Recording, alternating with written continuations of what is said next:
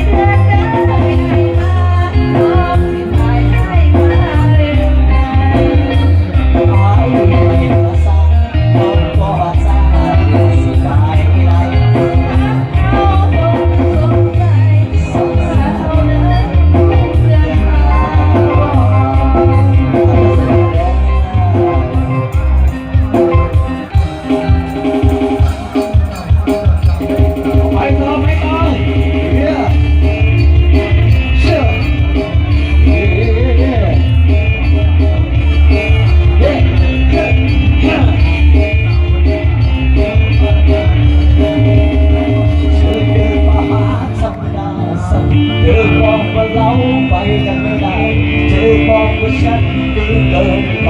สำหรับเธอคำพูดที่นั้นมันงานดีอยากพูดอย่างนี้จำได้ทำเหมือนว่าฉันเป็นผักมาที่เธอฉันจะเป็นดีออกไปไม่อยากจะพักหัวใจไม่อยากให้ใครมาพัวพันผมว่าป้าพูดก็ไม่เชื่อน่าเห็นใจเชื่อแต่เตือนไม่ฟังว่าอยากเลิกดีใจผมว่าป้าพูดก็ไม่เชื่อน่าเสียใจเสียไม่ได้เพราะว่าเสียซอเสียใจบางทีคนเคยนับปากไป